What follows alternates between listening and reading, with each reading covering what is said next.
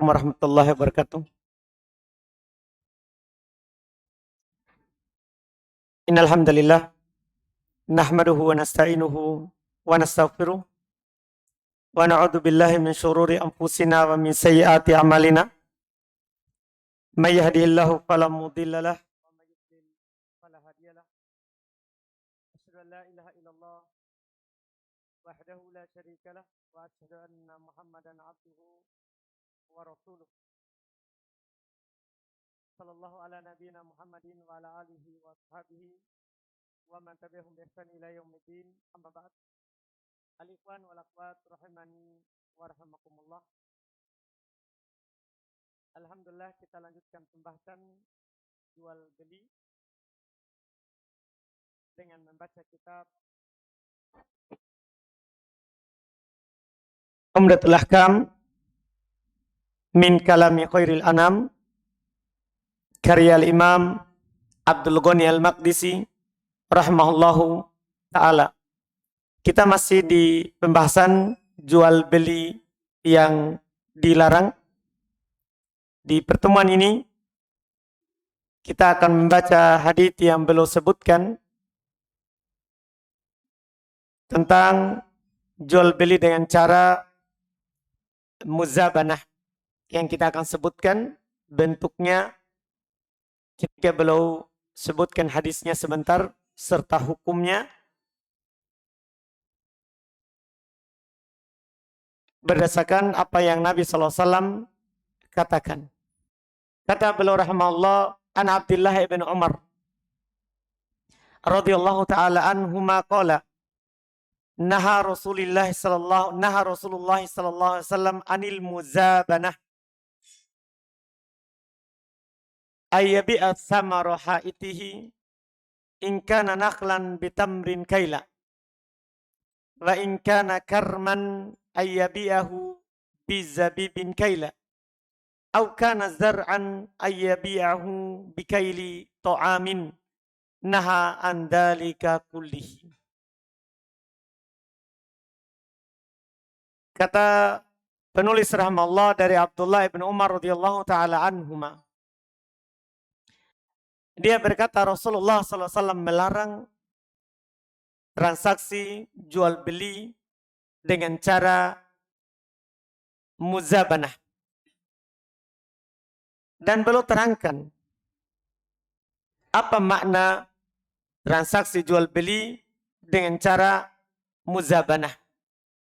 Dan ucapan setelahnya ini adalah ucapan dari Abdullah ibn Umar, bukan lagi ucapan dari Nabi kita Muhammad SAW. Ini adalah tafsir dari beliau. Dan tafsir dari sahabat adalah hujjah jika tidak ada sahabat lain yang menyelisihinya. Kata beliau, Nabi SAW melarang dari jual beli dengan cara muzabanah.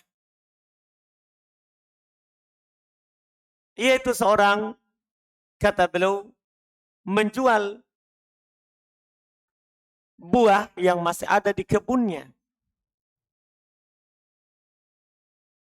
Maksudnya gimana itu? Beliau terangkan lebih jauh lagi. Jika misalnya kurma, dia jual kurma yang masih ada di pohon dengan kurma yang dibawa, yang sudah kering, dengan cara ditimbang. Wa in kana karman, jika itu adalah anggur, dia jual anggurnya yang masih ada di pohon dengan kismis yang sudah kering, dengan cara ditimbang.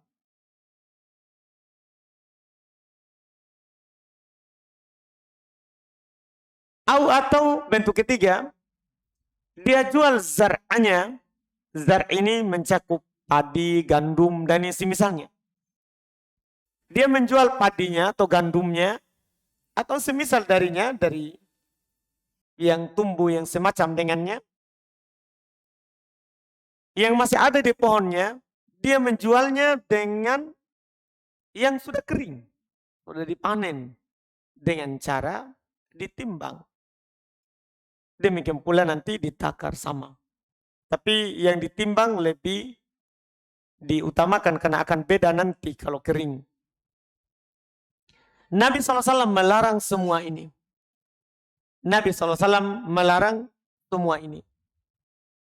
Ini sebenarnya yang dimaksud dengan jual beli muzabanah, takbir paling mungkin cepat dipahami, dia adalah jual beli barang riba dengan sejenisnya. Cuma ada perbedaan, satu masih basah, satunya sudah kering.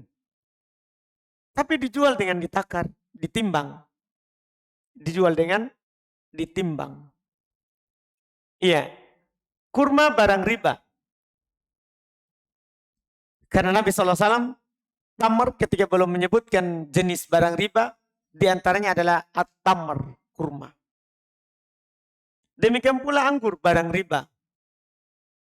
Demikian pula bur, gandum, dan semisal dengannya barang riba. Dipersyaratkan untuk kurma dengan kurma, anggur dengan anggur. Demikian pula gandum dengan gandum, dua syarat. Kalau kita pengen beli gandum dengan gandum, dua syarat. Sawaan bisawain, yadan biyadin. Ini dua syaratnya. Harus sama beratnya dan harus langsung kontan di tempat. Kapan tidak sama, maka masuk dalam riba fadl. Dan kapan tidak langsung, maka akan masuk di riba nasi'ah. Akan masuk dalam riba nasi'ah. Iya. Abai'ul muzabana ini masuk dalam jual beli barang riba dengan barang riba. Tapi bentuknya lebih khusus. Kalau kita jual beli kurma dengan kurma, sama-sama kering, harus sama. Sekarang ini dia jual kurma basah. Dia jual kurma basah. Dibeli pakai kurma yang sudah kering, sudah lama dibawa. Panen misalnya di tahun sebelumnya. Dia mau beli kurma yang masih baru. Dengan kurma yang masih di pohon. Dengan cara ditimbang. Dengan cara ditimbang. Iya. Tentunya kurma basah akan beda beratnya dengan kurma kering. Nah, ini nanti akan menghasilkan ketidaksamaan antara yang baru dengan yang lama. Makanya Nabi Shallallahu Alaihi Wasallam ketika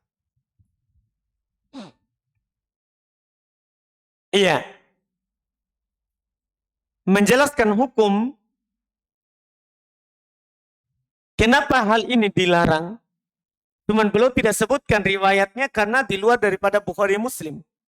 Dari Imam At-Tirmidzi rahimahullah yang meriwayatkannya dari sahabat Sa'ad ibn Abi Waqqas. Nabi SAW bertanya kepada orang yang melakukan transaksi seperti itu.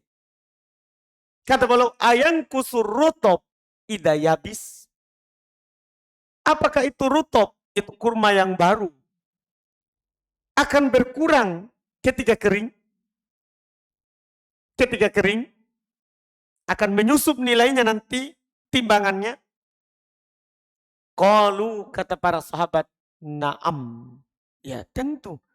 Kan pasti kalau kurma basah, turun, kemudian akan menyusup, nanti kan mengkerut itu kurma. Iya.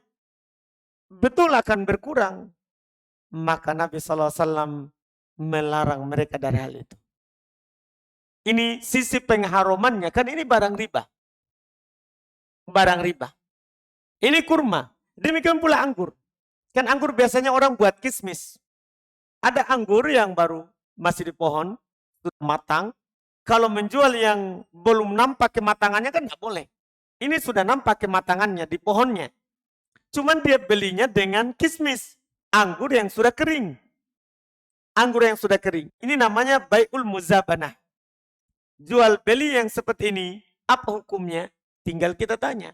Apakah ini kalau anggur yang basah, kita keringkan menjadi kismis, apakah akan berkurang timbangannya? Tentunya iya, maka tidak boleh. Demikian pula Beras sama juga. Gandum sama juga. Cuman yang di sidrap ini lebih cocok kita contohkan dengan apa? Beras. Supaya langsung dipahami. Ada orang yang baru panen padinya. Kita mau tukar dengan padi lama kita. Beras lama. Ya, dengan cara ditimbang. Dengan cara ditimbang. Apakah boleh ini? Dia belum kering padinya. Kalau sudah kering, tidak ada masalah. Sudah kering, kemudian digiling, kemudian ini tidak ada masalah. Tapi kalau masih basah, baru dipanen atau bahkan baru sudah menguning di pohonnya, kita pergi kasih ke orang yang punya sawah yang belum panen. Ini beras lama saya 100 kilo. Ya, saya mau tukar dengan beras nanti. Nah, ini nanti kalau akan berkurang saat kering, maka itu riba. Karena dipersyaratkan akan datang sebenarnya nanti bab khusus, bab riba disatukan. Cuman ini bentuknya dalam bentuk dari jual beli terlarang. Terlarang.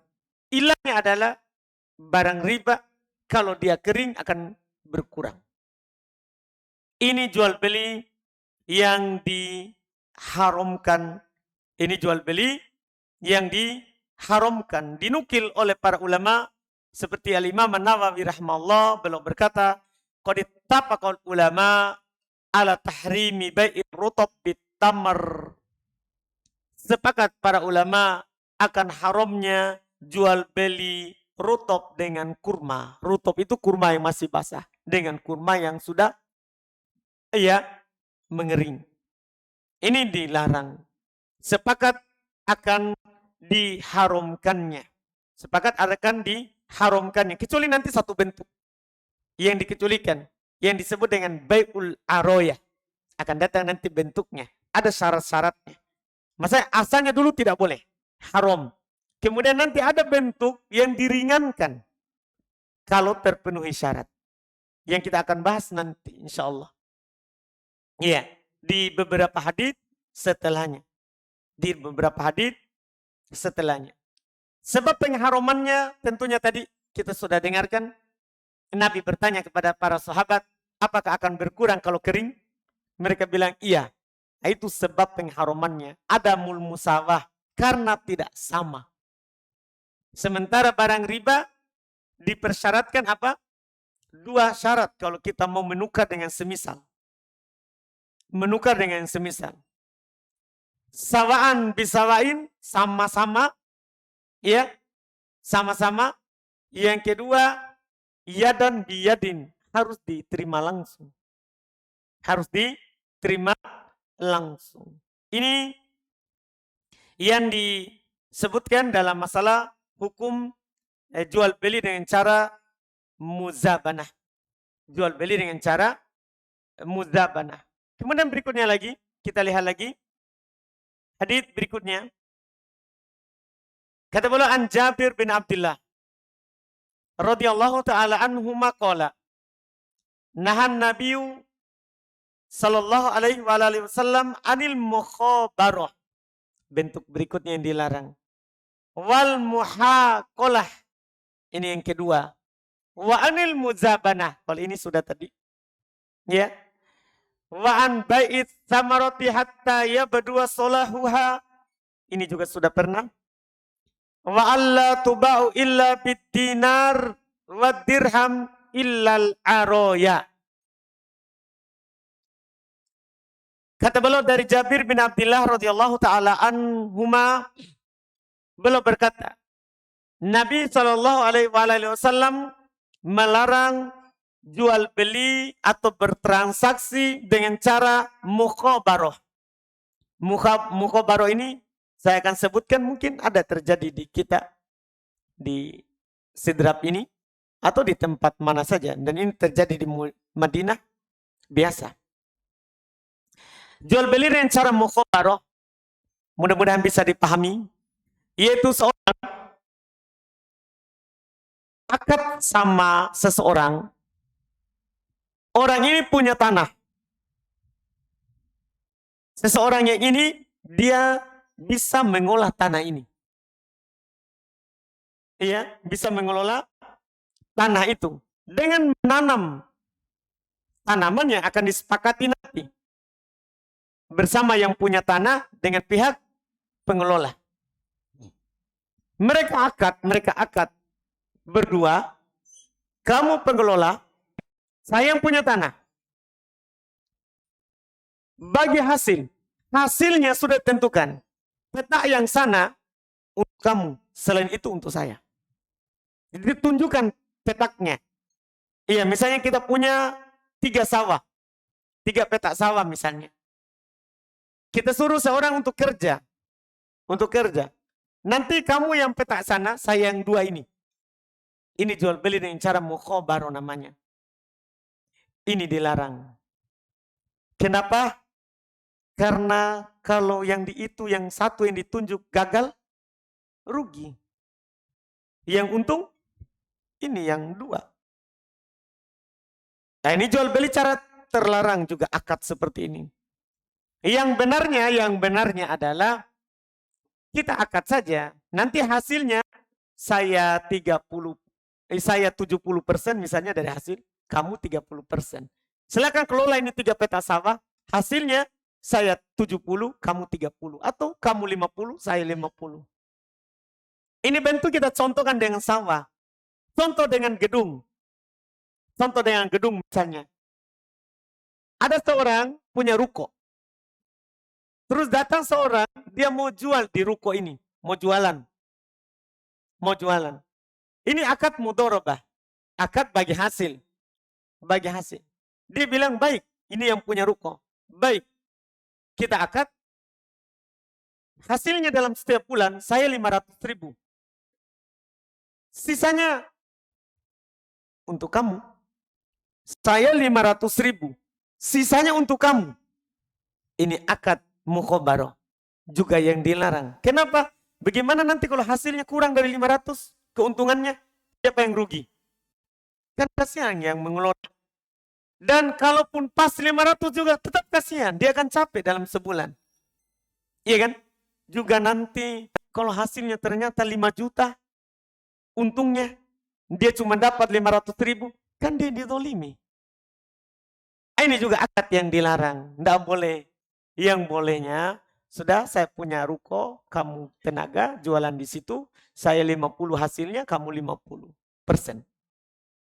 Ya, artinya kalau ada nanti 100.000, ya sudah. Hanya bagiannya berapa? 50.000. Kalau ada 1 juta, 500.000. Kalau ada 5 juta, 2.500.000, 2.500.000. Kalau tidak ada. Inilah yang disebut dengan akad mudharabah bagi hasil. Nah, ini namanya bagi hasil. Ruginya sama rugi, untungnya sama untung. Kalau satu untung, satu rugi, itu bukan bagi hasil namanya. Bagi rugi. Nah, itu yang dilarang. Ini transaksi akad mukhabarah namanya. Dilarang dalam syariat karena mendolimi yang lain. Dilarang dalam syariat karena mendolimi yang lain. Mungkin bisa dipahami? Ini akad mukhabarah. Dilarang. Iya. Kemudian beliau berkata, wal muhaqalah. Nabi Shallallahu Alaihi Wasallam juga melarang, ya, akad dengan cara, ya, muhaqalah. Muhaqalah ini apa lagi? Iya. Sebenarnya muhaqalah ini penamaannya saja. Dia diambil dari kata al-haqlu wa dzar'u. Iya, tanaman seperti tadi gandum, ya, dan yang semisalnya, yang sejenis dengannya. Iya. Jual beli dengan cara muhaqalah mirip bentuknya dengan cara muzabanah. Itu disebutkan oleh para ulama bentuknya ayyabi al-habbul mustad fi sumbulihi bihabbin min jinsihi. Itu dia menjual, ya, biji yang masih ada di pohonnya tapi sudah keras. Sudah nampak kematangannya sudah kuning, padinya sudah keras, bijinya, gandumnya sudah keras, tapi dengan biji yang sejenisnya, dengan biji yang sejenisnya, masuk dalam bentuk muhakolah, masuk juga masih dalam biji yang belum keras, yang masih keras, yang baru keras dengan yang baru keras, belum dipanen, masih ada di sumbulnya, masih ada di pohonnya. Iya, dengan juga gandum yang masih ada di pohonnya. Masuk dalam situ. Ini bentuk pertama masuk dalam bentuk muzabanah. Cuman muzabanah tadi yang basah dengan yang kering. Kalau ini bentuk lagi khusus. Yang masih basah dengan yang masih basah. Ini juga tidak boleh. Karena nanti ketika kering kan beda-beda. Gandum itu. Kalau kering, demikian pula kurma. Kalau kering beda. Demikian pula nanti anggur. Kalau dia jadi kismis, ada yang lebih berat, ada yang lebih ringan. Ini bahaya. Ini juga dilarang oleh Nabi kita Muhammad SAW. Walaupun hampir dikatakan mirip ya. Dalam artian bisa saja sama-sama beratnya. Tapi masalahnya bisa saja tidak sama. Karena ini masih di pohonnya. Masih di pohonnya. Ini dilarang juga. Dan disebutkan ya oleh Imam An-Nawawi rahimahullahu ta'ala kesepakatan akan batalnya dan haramnya jual beli secara ini.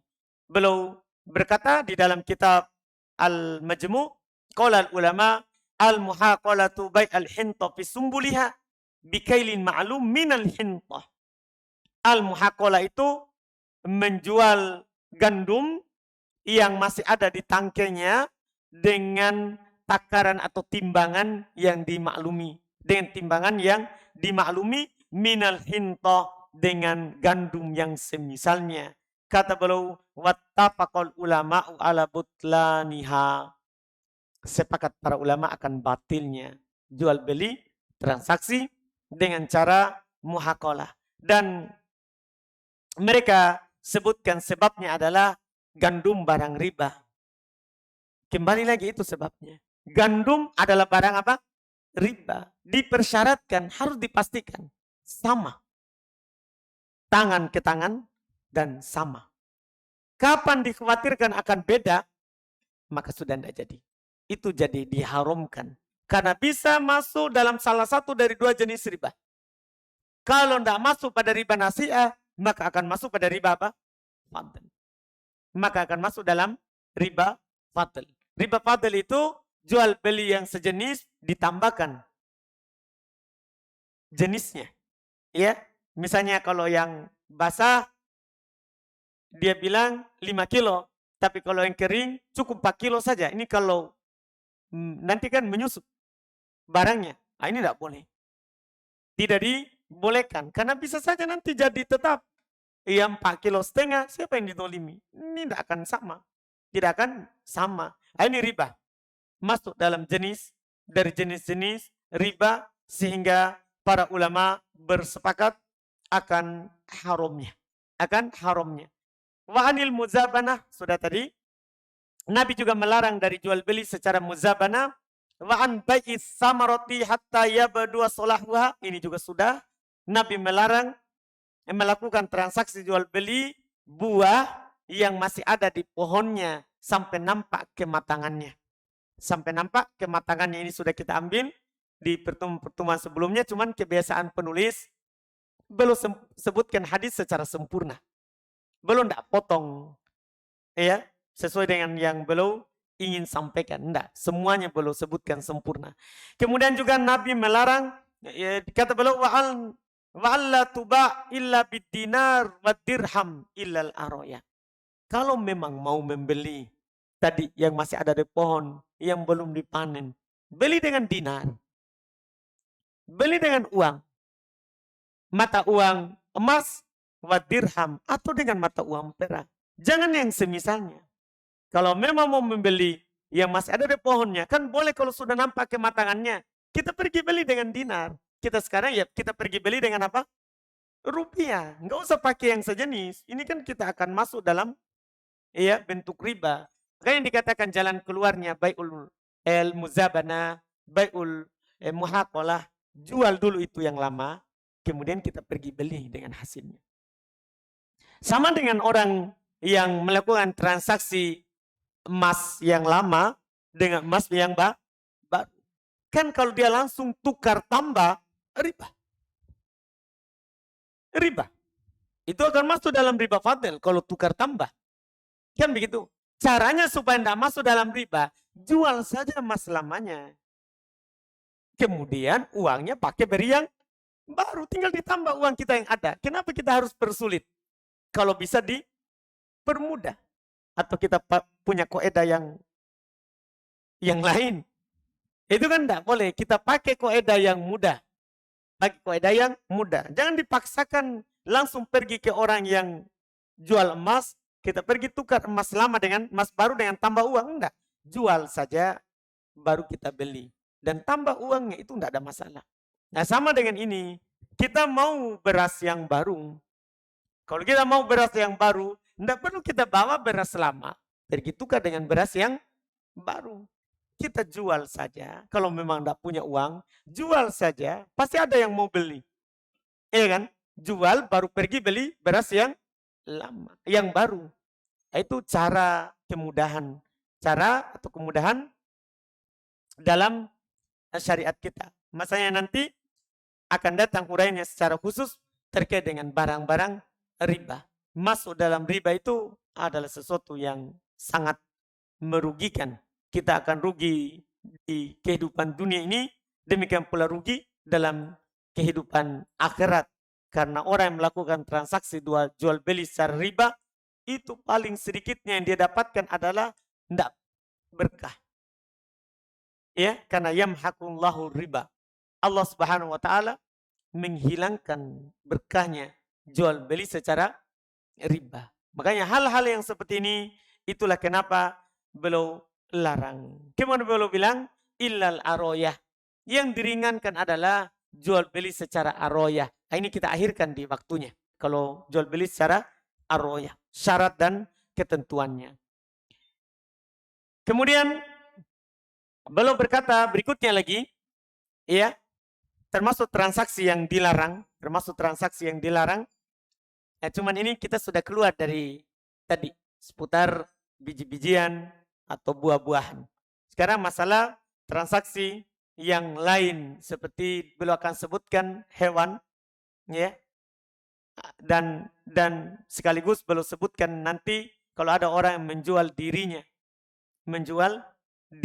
Beliau katakan hadis berikutnya, an Abi Mas'udin Al-Ansari radhiyallahu taala anhu anna Rasulullah sallallahu alaihi wasallam naha an samanil kalbi. Ini yang pertama. Wa mahril bagi, ini yang kedua. Wa huluwanil kahin, ini yang ketiga. Fikihnya sangat mudah sekali. Karena hadis langsung jelas. Kata beliau dari Abu Mas'ud Al-Ansari radhiyallahu taala anhu, beliau berkata, Rasulullah sallallahu alaihi wasallam melarang dari menjual anjing. Iya. Dilarang dari menjual anjing. Ini jelas. Artinya hadis ini langsung memberikan faedah kepada kita haramnya. Pertama, jual beli anjing. Demikian pula haram harganya. Karena Allah Subhanahu wa taala kalau mengharamkan sesuatu, haram harganya. Anjing haram. Tidak diragukan. Iya. Maka harganya haram juga. Haram juga. Ini termasuk transaksi jual beli yang diharamkan. Dan di sini tidak harus jual beli dengan uang. Kalau ada orang tukar anjing dengan parang, haram parangnya. Iya. Jangan sampai ada yang bilang, kalau uang haram kan karena akan dimakan. Barang kan tidak dimakan. Sama. Apapun transaksinya memang sudah diharamkan. Asal transaksinya memang sudah diharamkan. Pakai apapun dia. Apakah pakai uang atau selainnya. Ya, atau selainnya. Karena kata saman itu bukan hanya harganya, tapi nilai yang kita pakai untuk menukar anjing itu diharamkan. Itu diharamkan. Iya. Ini yang pertama. Yang kedua, wa maharil bagi. Haram juga memakan ya upah dari zina. Upah dari zina. Kita sudah maklumi tentunya zina haram. Darurat dalam agama kita. Diketahui secara darurat. Berzina haram. Termasuk dosa besar. Dan termasuk dosa yang membinasakan. Karena ketika Nabi SAW menyebutkan 7 dosa yang membinasakan. Termasuk di dalamnya adalah az-zina. Berzina. Iya. Itu diharamkan berzinanya. Kalau ada orang mencari makan. Menjual dirinya. Maka harganya juga haram. Ya, usaha yang dihasilkan dari zina diharamkan. Haram bagi dia untuk melakukan itu, dan kalau ada upah dari perbuatan itu juga haram dia makan. Juga haram dia makan. Ini jelas disepakati oleh para ulama, tidak ada silang pendapat. Sebagaimana juga tadi harga dari anjing, sepakat para ulama tidak ada silang pendapat. Yang ketiga, wahulwanil kahin, upah dari orang bodoh, orang pintar, dukun. Iya, orang bilang orang pintar. Iya, dukun. Ada orang hilang barangnya, dia pergi ke dukun, dia ramalkan. Dia apa? Ramalkan. Oh, barang kamu di sana. Setelah itu dia kasih upah.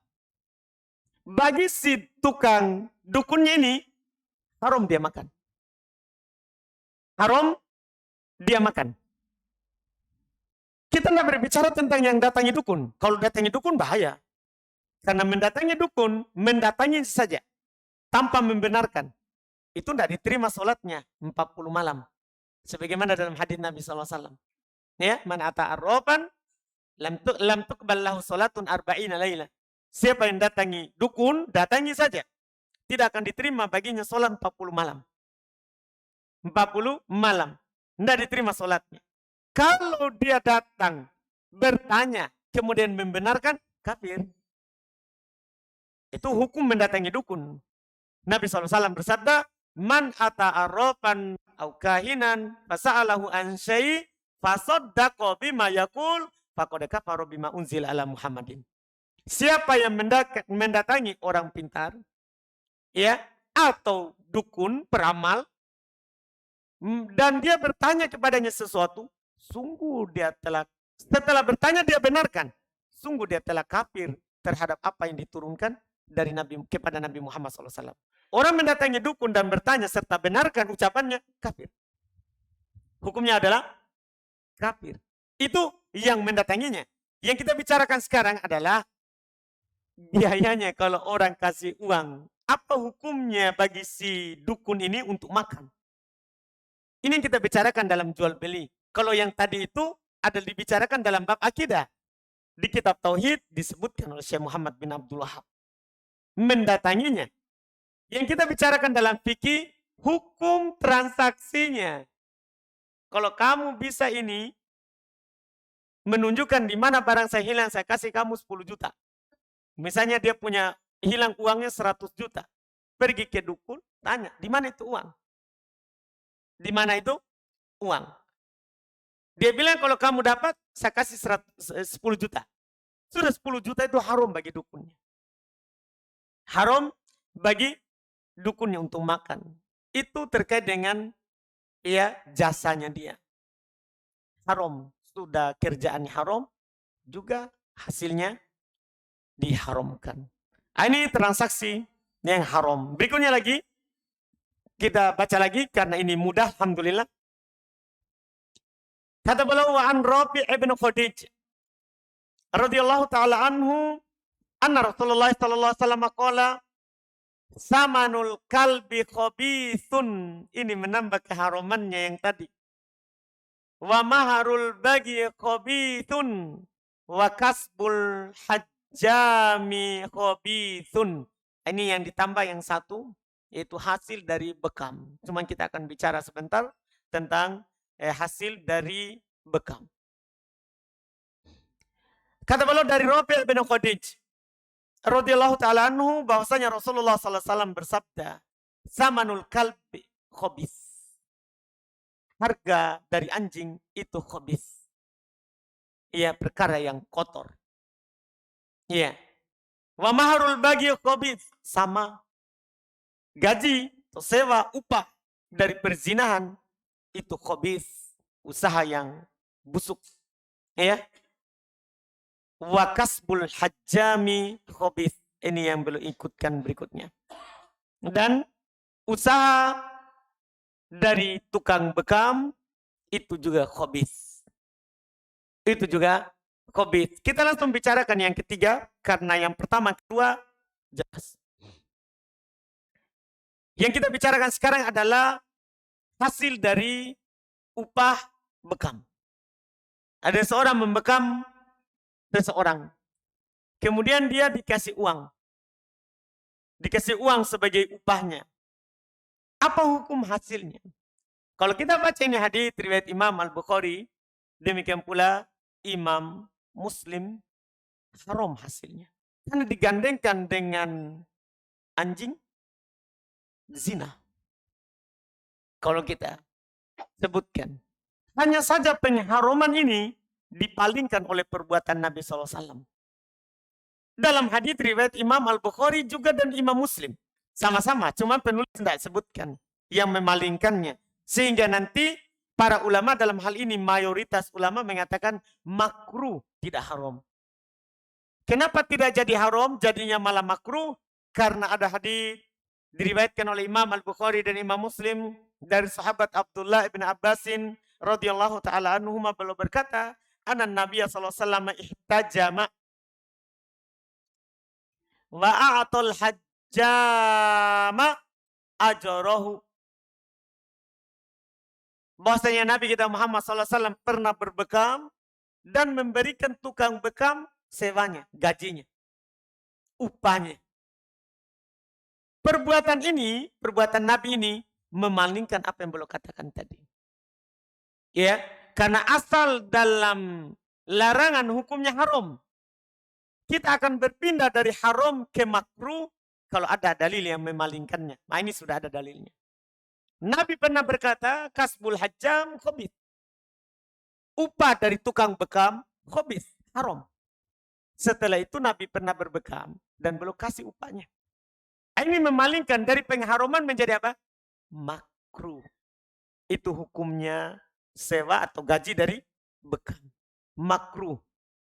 Tidak haram, tapi dibenci. Tidak haram, tapi dibenci. Ini pendapat mayoritas ulama fikih. Walaupun di sana ada juga yang mengharamkannya. Ada juga dari ulama kita yang mengharamkannya. Seperti satu riwayat dari Imam Ahmad. Satu riwayat dari Imam Ahmad belum berpendapat haram hasil bekam. Haram hasil bekam. Cuman yang kami katakan tadi itu adalah pendapat yang benar insya Allah, pendapat dari mayoritas ulama rahimahumullah, bahwa upah dari bekam tidak haram tapi makruh. Artinya kalau dihindari itu lebih bagus. Kita tidak bekerja sebagai tukang bekam dan yang menentukan upahnya itu lebih bagus karena itu makruh. Makruh itu manaha anhu syari nahyan ghair jazim. Apa yang dilarang oleh syari tapi larangannya tidak ditekankan. Jadi makruh itu dilarang juga. Tapi larangannya apa? Tidak ditekankan. Tidak ditekankan.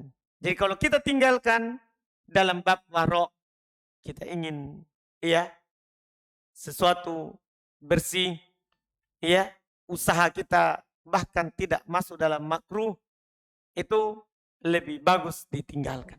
Lebih bagus ditinggalkan. Nah, setelah itu para ulama memberikan juga faedah, karena kita akan keluar dari pembahasan ini kan masalah usaha. Seperti Imam Ibnul Qayyim rahimahullah ta'ala belum menyebutkan apa usaha yang bagus. Kan tadi bekam usaha juga tapi makruh. Apa usaha yang halal, yang thayyib, yang paling bagus supaya kita ya keluar dari hal-hal yang diharamkan, bahkan kita keluar dari hal-hal yang makruh. Nah, sebagai faedah ana akan bacakan sama antum apa yang dikatakan oleh Al-Imam Ibnul Qayyim rahimahullah ta'ala di dalam kitab Zadul Ma'ad. Bisa dilihat nanti suatu saat jilid 5 halaman 792. Ya, beliau berkata dalam bentuk tanya jawab, fa in qila fama atyabul makasib wa ahalluha. Apa usaha yang paling bagus dan paling halalnya? Beliau ditanya seperti itu, beliau bawakan dalam bentuk pertanyaan. Apa usaha yang paling bagus dan usaha yang paling halal? Iya. Beliau berkata dan beliau bawakan dalam hal ini para fuqaha berbeda-beda dalam menjelaskan apa usaha yang paling bagus. Kata beliau, kila hadapihi salatatu aqwalil fuqaha. Dikatakan ada 3 pandangan dari ahli fikih terkait dengan usaha yang paling halal, usaha yang paling bagus. Ahaduha, salah satunya annahu kasbut tijarah. Salah satunya kata fuqaha adalah jual beli dalam yang dilakukan dengan cara berdagang. Itu usaha yang bagus. Dengan cara berdagang. Itu salah satunya. Watani amalul yad. Ya. Yang kedua, yang dilakukan langsung dengan tangan sendiri. Wasalit, yang ketiga, azdiro'ah. Bercocok tanam. Bertani. Iya. Oh, banyak masuk di sidrap ya. Iya.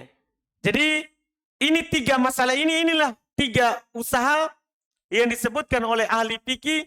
Dia adalah usaha-usaha yang paling halal. Berdagang, jual beli, ya, yang dilakukan dengan tangan, tukang batu, tukang kayu, semua tukang-tukang semuanya, ya, semua tukang masuk di dalamnya. Yang penting jangan tukang makan kan, tidak ada gajinya. Ya, ini semua tukang kayu, tukang batu, terus tukang apa lagi? Tukang masak, pokoknya yang dilakukan langsung dengan tangan. Itu utama, itu yang paling halal. Yang kedua, yang ketiga, mereka bilang amalul ziro'ah, bertani. Bertani. Itu termasuk usaha yang paling bagus. Usaha yang paling bagus. 3 ini mereka katakan seperti itu karena berdasarkan apa yang mereka kaji dari dalil-dalil syar'i. Mereka kaji dari dalil-dalil syar'i. Yang dilihat dari usaha para nabi dan para rasul Allah Subhanahu wa taala. Para nabi dan para rasul Allah, kalau dia bukan ya tukang kayu, ada yang langsung mengembala, ada juga yang bertani, macam-macam. Dari usaha para nabi dan para rasul Allah Subhanahu wa taala, dengan penelitian apa yang mereka lakukan oleh orang-orang soleh terdahulu, mereka simpulkan itulah usaha-usaha yang bagus. Seperti di Madinah, seperti di Makkah, kebanyakan usaha berdagang. Nabi kita berdagang. Nabi Muhammad SAW. Di Madinah, usaha orang kebanyakannya adalah bertani. Kebanyakannya adalah bertani. Ini yang mereka teliti sehingga menyimpulkan usaha-usaha yang baik dan bagus. Nah, ini alhamdulillah setelahnya akan masuk dalam babul arroya dan selainnya, jual beli arroya yang kita kecualikan tadi, dan selainnya masih dalam bentuk jual beli yang terlarang atau sebagiannya dibolehkan, mungkin kita akhirkan di pertemuan akan datang. Karena dia ada beberapa hadis juga yang belum sebutkan. Termasuk nanti melakukan jual beli hal-hal yang diharamkan seperti khamar kan belum disebutkan. Jual beli khamar itu belum disebutkan. Nanti akan disebutkan insya Allah bentuknya. Kita akhirkan di pertemuan akan datang insya Allah supaya tersatukan. Kita masuk dalam tanya jawab. Kalau ada yang ditanyakan boleh ikhwan langsung, boleh juga pakai kertas. Silakan Pak.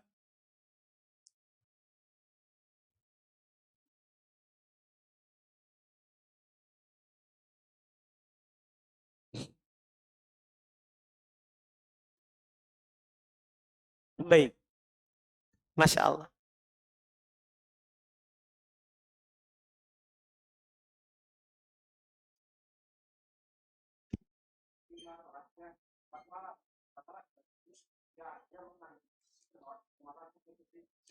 Hmm.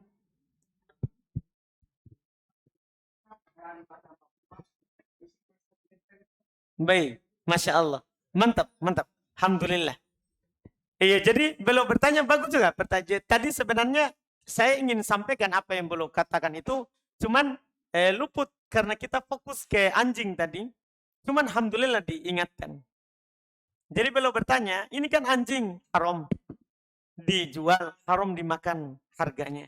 Bagaimana hal-hal lain yang lain diharamkan seperti kucing, ya, ular, ya, tikus, hal-hal yang diharamkan. Apa hukumnya? Sama. Pokoknya kalau haram barangnya, haram harganya. Apalagi kucing. Kalau kucing sudah ada memang hadisnya secara khusus.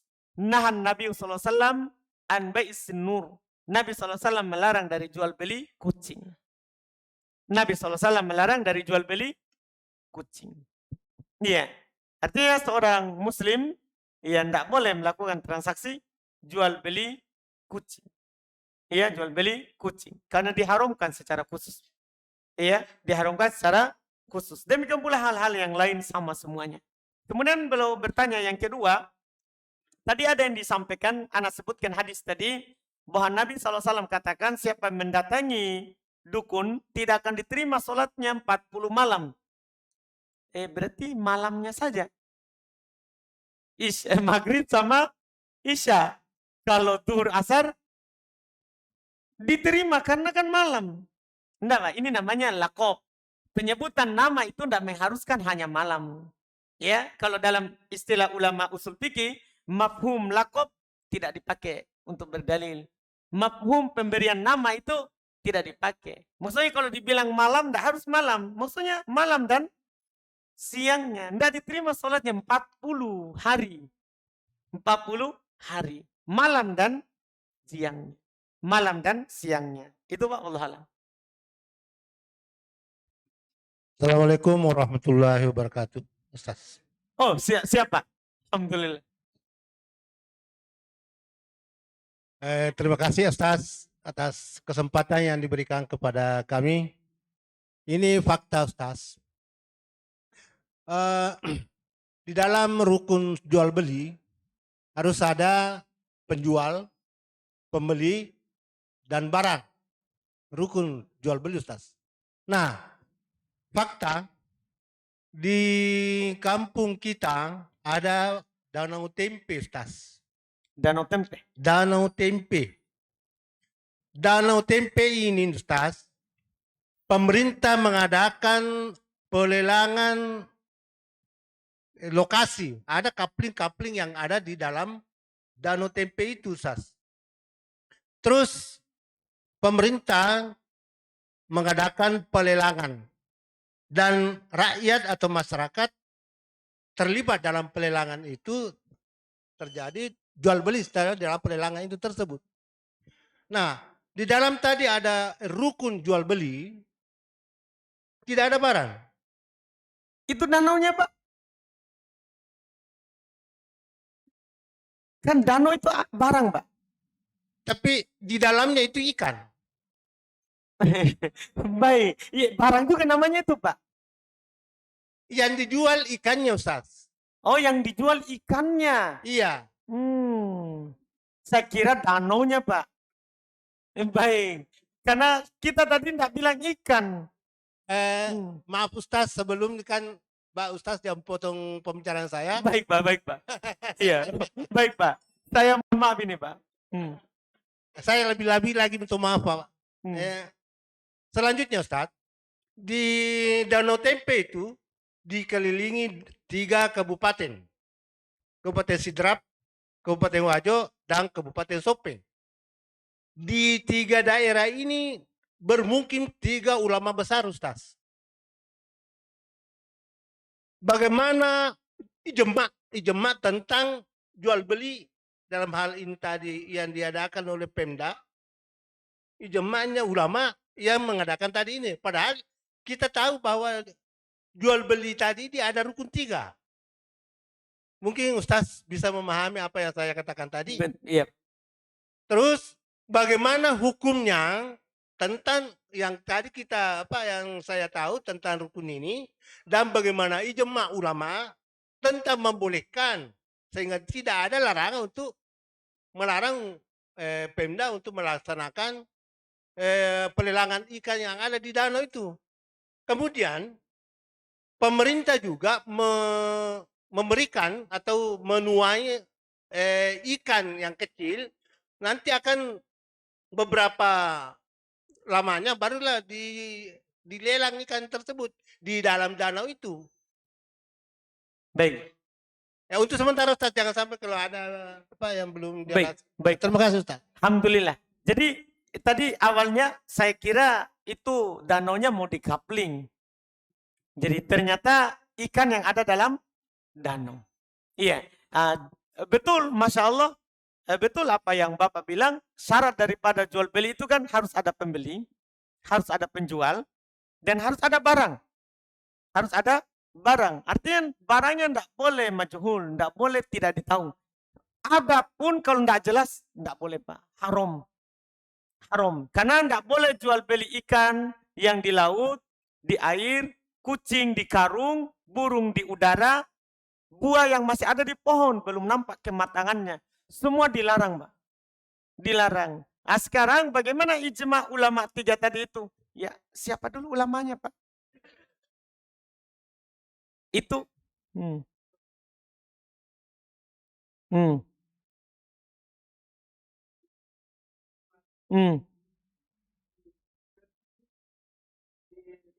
Apakah mereka ini selalu berbicara sesuai dengan yang benar atau ikut pemerintah?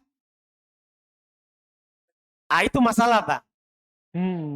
Jangan sampai dia benarkan, Pak, yang terjadi di masyarakat karena pemerintah yang melelang. Ini yang kita harus hati-hati. Karena asalnya tidak boleh, Pak. La tabi' ma la tamlik. Tidak boleh membeli menjual apa yang tidak dimiliki. Tidak dimiliki sini adalah tidak punya barangnya di tangan. Masih ada dalam air. Tidak boleh. Kita, Pak, sebagai masyarakat jangan beli. Kita sebagai masyarakat jangan beli di situ. Boleh kita beli kalau sudah keluar. Nah, sudah ditangkap pakai jaring, ya kita beli. Adapun masih di dalam air, jangan dibeli. Dan tidak boleh membeli barang yang majhul, yang tidak ditahu.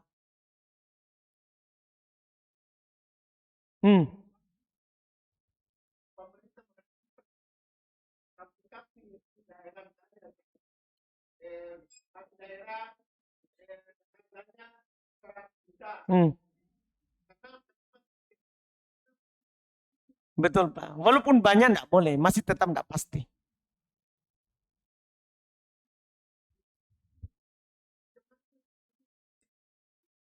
Pak, iya baik, Pak. Gini, Pak. Ulama yang dianggap ijma'nya itu, Pak, ulama mujtahidin. Ulama yang memang punya alat untuk berijtihad, Pak. Alat untuk mengkaji sesuatu. Dia tahu bahasa Arab, Pak. Tadi ulama tak itu tahu bahasa Arab? Baik. Tahu ilmu usul fikih? Baik, Pak. Baik, Pak.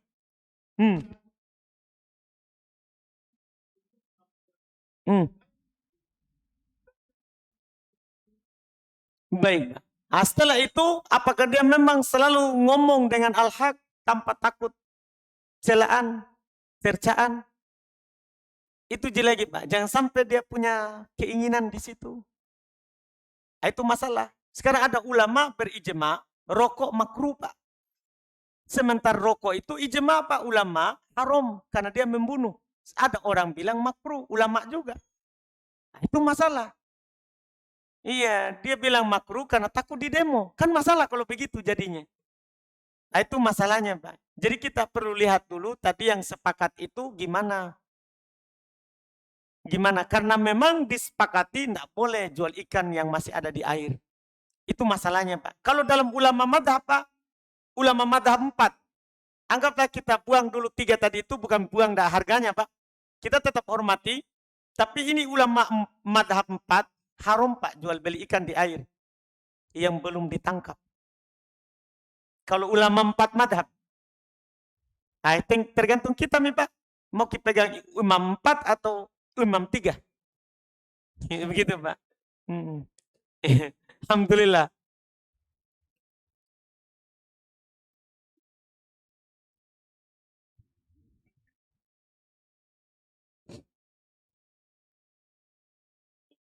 Ini ada pertanyaan, mana yang lebih didahulukan?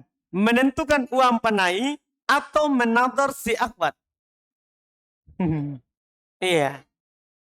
Pertama, tanya-tanya dulu kisi-kisinya. Berapa uang panainya kalau saya maju? Itu dulu. Bukan akad sekian, tapi tanya dulu berapa kalau saya maju. Kalau dia bilang sekian dan kita sanggupi, nador. Karena nador itu untuk meyakinkan kita akan menikahinya. Jadi kita sudah cari tahu tentang orangnya, tingginya berapa, ya, warna kulitnya apa, ya ada hidungnya enggak atau tidak. Kita harus tanya dulu. Maksudnya hidungnya mancung atau tidak, sebetulnya kita ya enggak suka kalau yang mancung, sukanya yang pesek. Kan harus ditanya dulu. Harus ditanya dulu kisi-kisinya itu sebelum kita pergi nador. Sama termasuk uang panaiknya. Kita tanya dulu berapa kira-kira orang tuanya, ya, supaya jangan kita demikian pula akhwat ya. Kalau ada orang langsung pergi nador jangan diterima. Itu memang mau melihat gratis. Jangan, dia harus tanya dulu baik-baik. Memang apakah dia memang akan melamar nanti atau tidak. Karena nador itu untuk meyakinkan supaya kita nikahi langsung setelahnya. Jadi kita tanya dulu. Ya, jadi dalam hal ini kita tidak tentukan tapi tanya dulu. Berapa kira-kira uang panaiknya. Setelah kita tahu, ya kita lanjut ke nador dan nanti membicarakan ulang mahar dan uang panaiknya yang tadinya kita sudah tahu. Yang tadinya sudah tahu. Iya.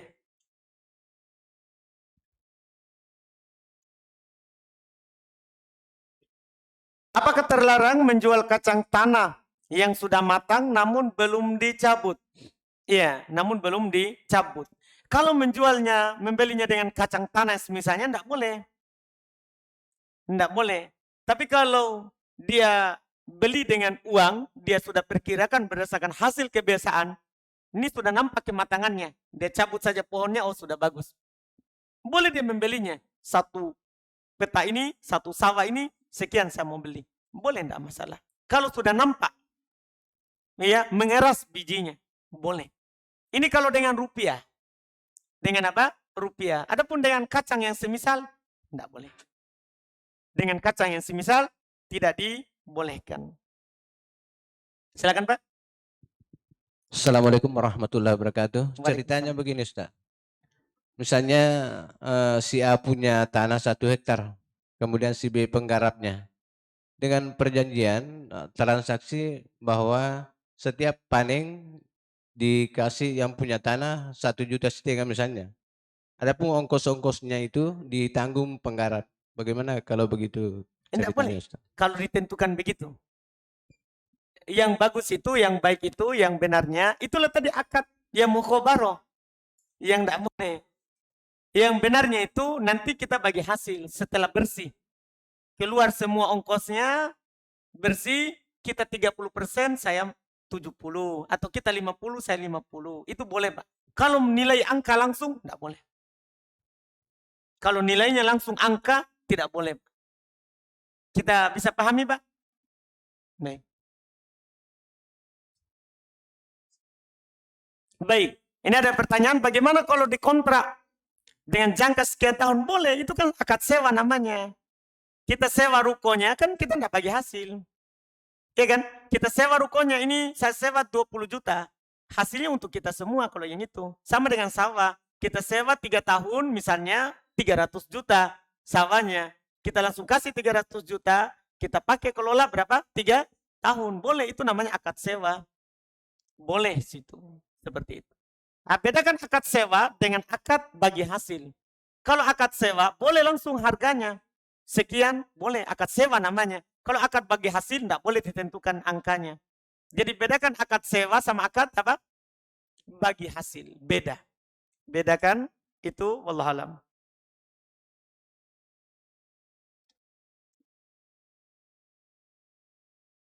Apa hukum menaikkan harga gas LPG yang telah ditentukan oleh pemerintah? Tidak boleh. Kalau pemerintah sudah tentukan, jangan dikasih naik. Iya. Ikuti pemerintah. Ikuti pemerintah. Curhat ya? Iya. Jangan ditentang pemerintah.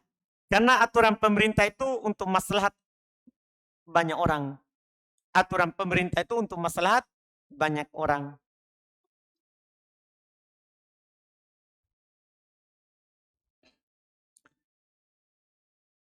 Kemudian pertanyaan berikutnya, hukum mengelola sawah yang sedang dalam keadaan digadaikan. Siapa yang mengelolanya? Kalau yang mengelolanya adalah pihak yang memegang ini jaminan, misalnya antum punya sawah, antum gadaikan ke anak, ya, kemudian anak kelola, riba. Karena hasil, kan anak kan kasih pinjam antum uang, anak ambil hasil dari pinjaman antum, bagi anak riba, haram. Tapi kalau yang mengelola antum sendiri, saya cuma pegang jaminannya sebagai suratnya saja.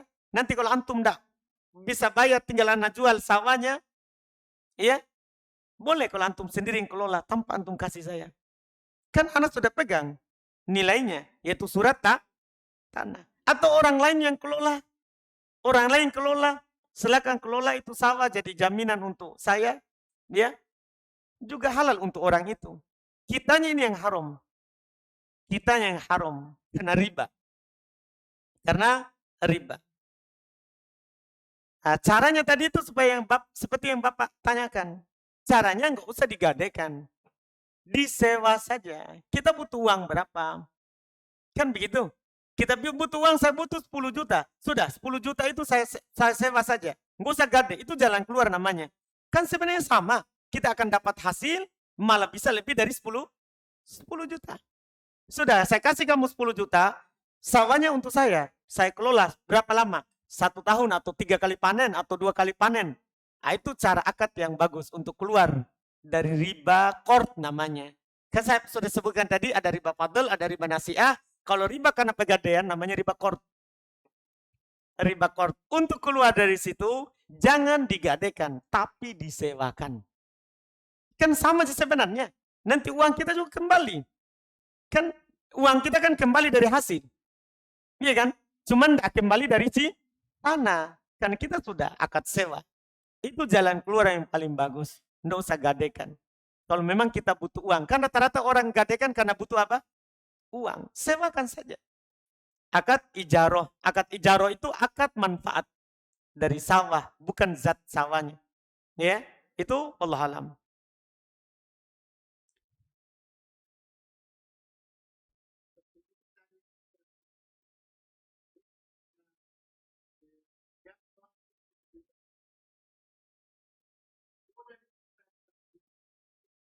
Tidak. Iya. Kan sudah kita apa berasnya lama, Pak.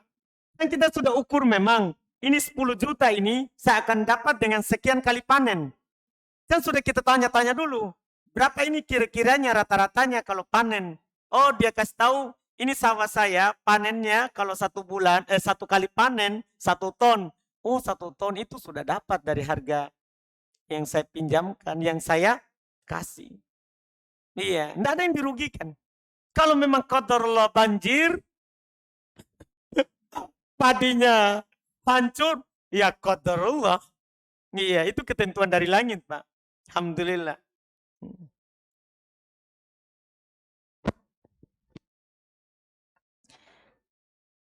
Bagaimana hukum memakan upah dari pegawai bank dan biduan? Sama, haram. Kan kalau usahanya haram, pegawainya, hasilnya juga apa? Haram. Menyanyi apa hukumnya menyanyi? Haram, tidak ada perselisihan. Menyanyi, apalagi menyanyinya sambil joget. Disertai alat musik. Ya sudah, haramnya berlipat ganda. Haramnya berlipat ganda, hasilnya juga haram. Hasilnya juga haram. Bagaimana hukum meminjam beras dan mengembalikan dengan beras yang beda jenis dalam waktu yang tidak bersamaan? Apakah hukumnya sama dengan benih padi? Tidak sama, kan kita pinjam beras, kemudian kita kembalikan. Beda pinjam sama menukar. Kalau pinjam kan kita pinjam beras misalnya 100 kilo. Sekarang, kemudian nanti dia ganti saat panen. Tidak masalah, kan dia pinjam. Itu wallahualam. Kemudian berikutnya, bolehkah laki-laki memakai jam tangan yang warnanya emas dan silver atau perak warnanya? Boleh saja. Kan yang dilarang emas, bukan warna emas. Iya. Jadi harus dipahami, yang dilarang adalah emas. Laki-laki dilarang pakai emas, boleh pakai perak. Kalau warnanya emas, boleh, tidak ada masalah. Tidak ada masalah. Kemudian pertanyaan berikutnya, Fulan A mempunyai utang dengan si Fulan B. Begitu pula sebaliknya, Fulan B mempunyai utang dengan si A. Jadi intinya saling mengikhlaskan satu sama lain tanpa adanya pelunasan berupa uang. Alhamdulillah. Kenapa kita permasalahkan? Kalau sudah saling ikhlas, selesai masalah. Mau diapakan kalau sudah ikhlas? Iya kan? Alhamdulillah.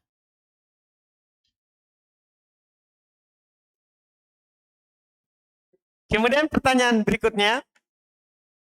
Anak akhwat belum menikah. Umur masih 20-an. Jangan khawatir, masih muda. Ada ummahat menyarankan menikah dengan ikhwah umur 40-an. Ini masalah.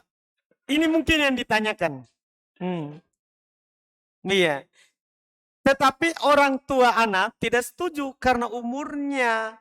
Orang tua anak tidak setuju karena umurnya. Tetapi ikhwahnya alhamdulillah paham agama. Apa yang harus saya lakukan? Dan bagaimana cara meyakinkan orang tua? Iya, Masya Allah. Iya. Baik. Kalau memang kita suka, kita senang dengan agamanya, umur tidak ada masalah. Yang penting, ya masih kuat. Iya.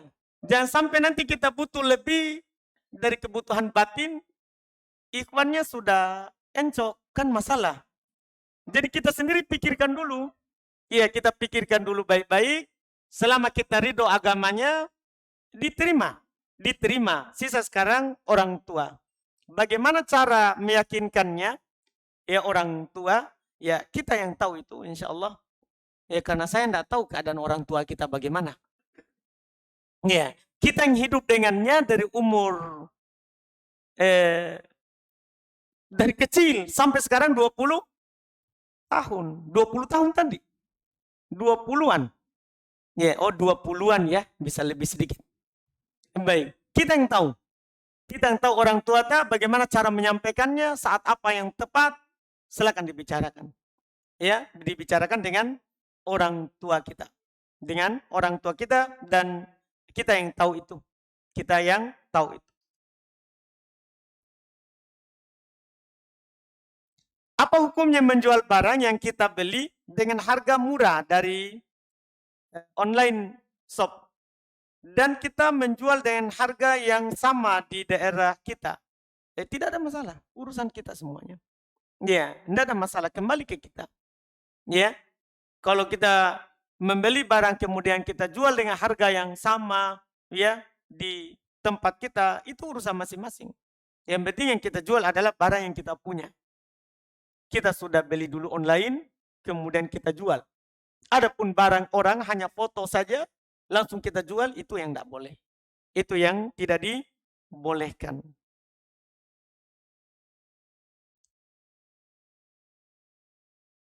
Bolehkah meminta imbalan atau upah ketika ingin meruqyah? Seperti hal yang pernah dilakukan para sahabat ketika ingin meruqyah orang yang tersengat kalajengking.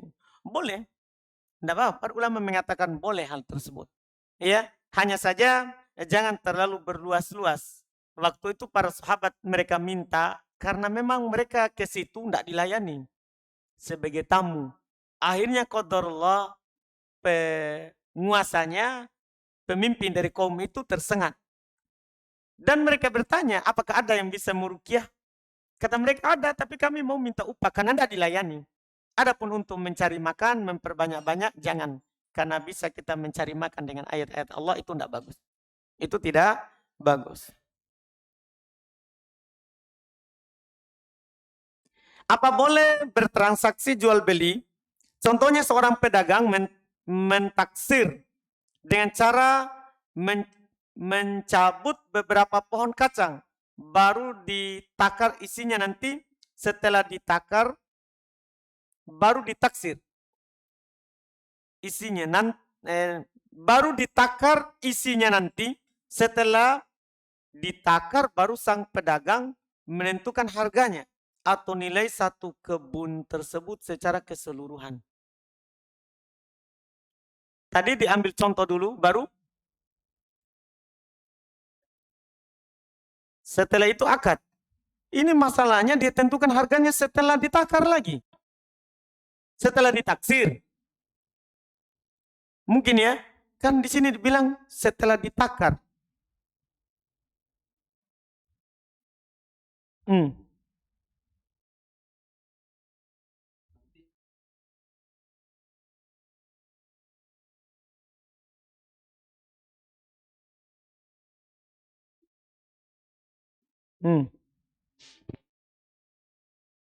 Enggak apa-apa, enggak apa-apa. Yang penting sudah nampak kematangannya.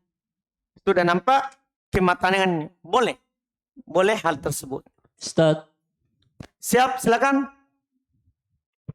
Silakan, Pak. bagaimana hukumnya menjual air minum dengan embel-embel air yang sudah diruqyah? Enggak boleh.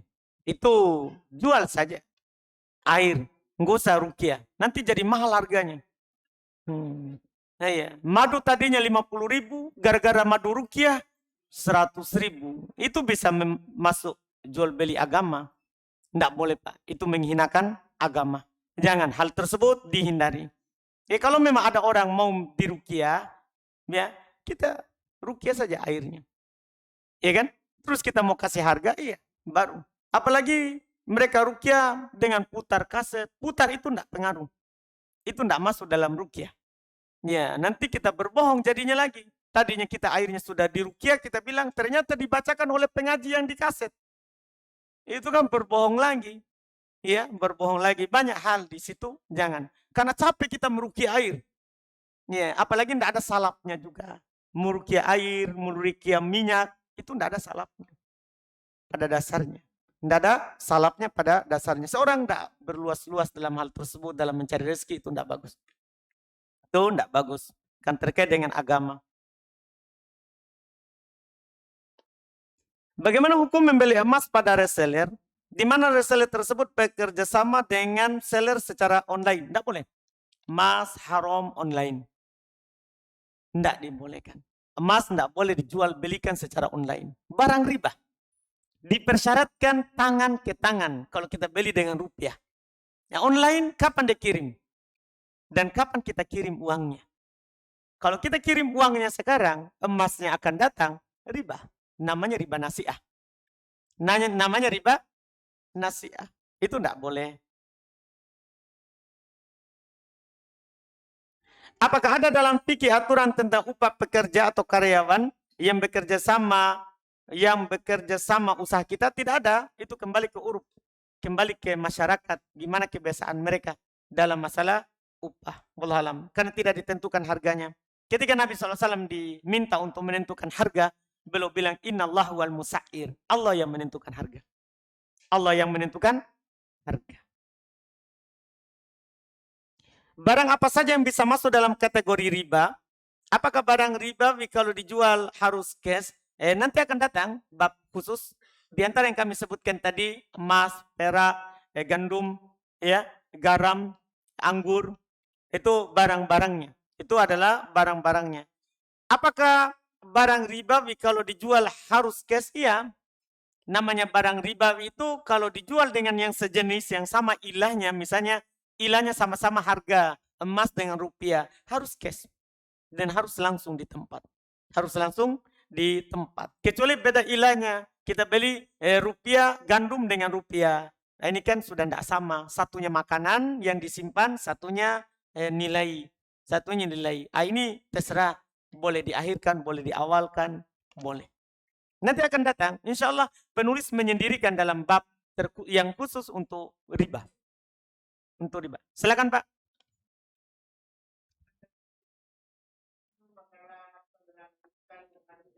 Nah, belum selesai itu Pak ya. Baik. Hmm. Hmm.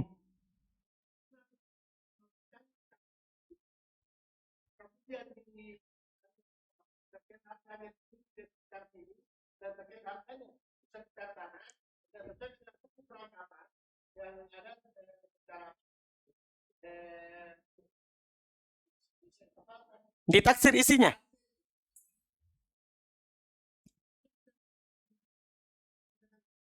Gini Pak, itu tadi di tempat danau tadi, apakah sudah dipetak-petak?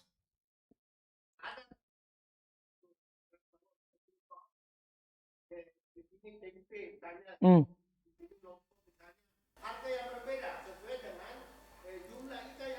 Tapi ada kolom-kolomnya yang sudah di kamar-kamar. Enggak boleh. Enggak boleh, Pak. Karena ikan yang di sini bisa lari ke sana. Itu masalahnya, Pak. Kalau ini kacang tidak bisa lari. Jadi beda, Pak. Kalau ikan itu, kenapa saya tanya apakah ada pembatasnya di setiap itu? Kalau ada pembatas bisa, Pak. Karena ditahu seberapa dia taruh.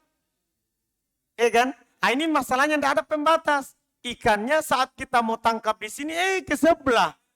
Sudah Pak, selesai cerita. Beda kalau kacang. Tidak bisa kalau di kebun saya, tidak bisa lari ke kebun tak. Nah, itu bedanya. Jadi tidak sama Pak. Baik. Iya. Jadi selesai ini Pak ya, masalah danau itu ya. Alhamdulillah. Baik.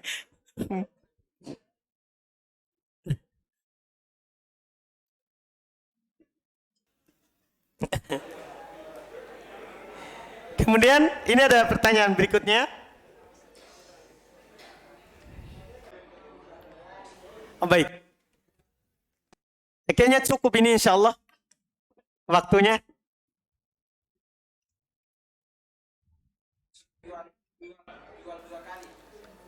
Jual dua kali. Jual dua kali maksudnya kita jual satu barang, kita jual ini harganya 100.000 kalau langsung bayar, 200.000 kalau bayarnya diakhirkan. Terus orangnya langsung ambil tanpa ditentukan yang mana dia mau dari dua akad itu. Itu haram. Nah, tapi kalau dia tentukan, baik saya ambil cash, baik saya ambil kredit 200 misalnya, enggak apa-apa. Itu boleh, itu namanya dia pilih satu harga. Tapi kalau dia enggak tentukan, itu namanya dua kali. Dua harga. Kemudian ini ada pertanyaan, ini sisa dua ya. Enggak bisa tambah lagi. Karena habis waktu. Bagaimana kalau misalnya si A kasih modal usaha 200 juta. Terus si peminjam modal kasih keuntungan 20 juta selama 2 tahun. Kalau tentukan jangan. Persennya. Berapa persen yang dia dapat dalam sekian tahun? Kalau ditentukan nilainya, Tidak boleh. Karena bisa saja dia rugi, bisa saja dia untung lebih. Itu masalahnya. Dia kasih persen saja. Saya mau dari 200 juta ini, sekian untungku.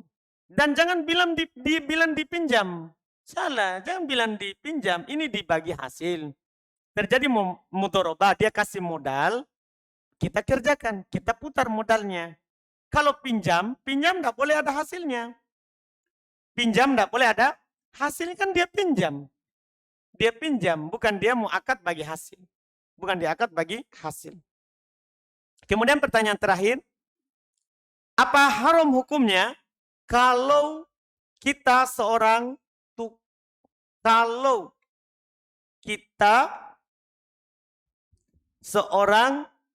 tukang tambang las, si pedagang anjing ini memberikan pekerjaan pada kita,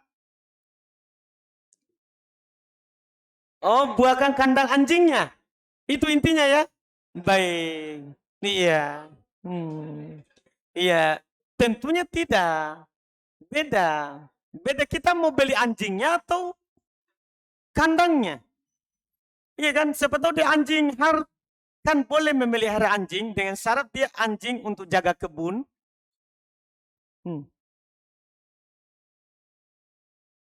Iya.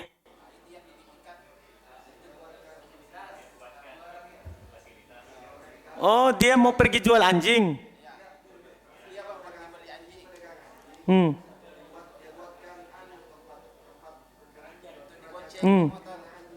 Mau jangan. Nanti tolong menolong. Iya, jangan. Biarkan orang lain yang buat. Iya kan? Iya. Ya kan, sama dengan kucing tadi, kadang sebagian orang pengen pelihara kucing. Ya, Muslim kan haram. Kita pergi beli di orang kafir kan dia tidak haram. Tapi haram kita jual lagi. Itu kan masalah. Itu yang masalah. Sama dengan ini anjing tadi, kalau itu akan membantu dia. Adapun untuk penjual tadi ya, adapun tadi saya kira untuk orang yang pelihara anjing. Kan kalau dia pelihara kan bisa saja itu diizinkan. Karena yang pelihara anjing karena untuk menjaga kebun boleh, untuk berburu boleh. Kalau dia buatkan kandang untuk itu tidak ada masalah. Tapi ini tadi ada tambahan, ya ternyata yang dibuatkan adalah pedagang anjing, yang tidak boleh masuk dalam ta'awun dengan dia, masuk dalam tolong menolong di atas dosa dan maksiat. Jangan kita yang buat, jangan kita yang buat. Wallahualam. Alhamdulillah kita cukupkan di pembahasan kita di waktu ini. Insyaallah taala nanti kita akan lanjutkan lagi di pertemuan akan datang. Subhanakallahumma hamdik, asyhadu an la ilaha illa anta astaghfiruka wa atubu ilaik. Assalamualaikum warahmatullahi wabarakatuh.